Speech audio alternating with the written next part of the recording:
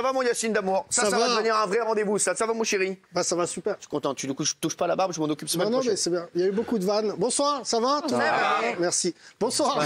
On est à 1 an de la présidentielle et beaucoup de gens ont laissé penser que cet homme se présenterait à l'élection.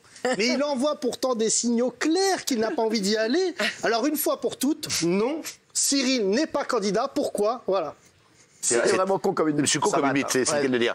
Et en fait, quand ma grand-mère a voulu mettre en route la cheminée, ça a mis le feu au pétard.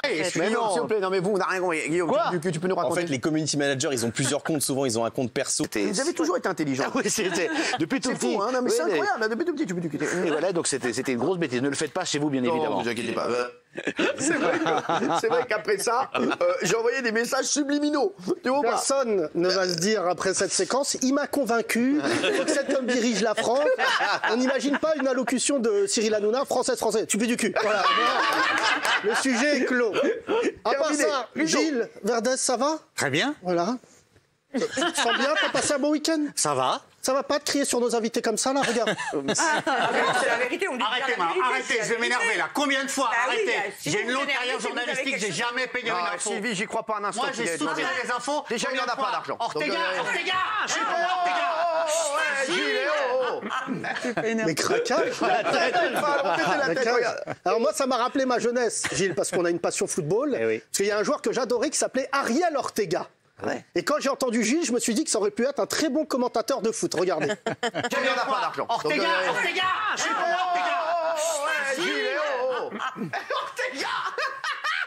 n'y en a pas d'argent. Ortega.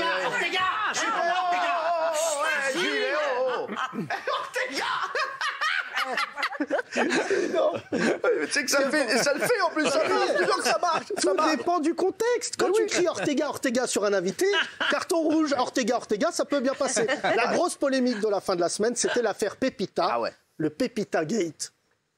Merci, Ania. Oh, c'est vous en photo, Pépite. C'est la carte postale. Tu m'as reconnu. Oui. Oh, je l'ai vu. C'est ça, les amis, ils vous reconnaissent immédiatement. Ça me force de manger des bananes, voilà ce que ça donne. Cyril, tu as retrouvé Pépita. Je l'adore, je l'aime cette fille. On l'aime tous. Oui. Surtout, tu as retrouvé Pépita, c'est un exploit. Tu aurais pu retrouver le trésor des Templiers, qui a témoigné par téléphone dans l'émission. Et là, tout le monde s'attendait à ce qu'elle tire dans la gueule de Patrice Laffont et des chroniqueurs de Pyramide. Au lieu de ça, elle a pris tout le monde à contre-pied. Pour vous faire une analogie, regardez, voilà. Le tireur, c'est Pépita. Le gardien, c'est nous. On se dit, elle va la mettre grosse frappe en pleine lucarne dans la gueule de Pyramide. Et là, bim, contre-pied, attaque quotidien. Bravo. Elle a pris tout le monde à contre-pied, même Rokhaya Diallo, Frangine. Du coup, elle pensait à autre chose, Rokhaya. Ouais, c'est vrai.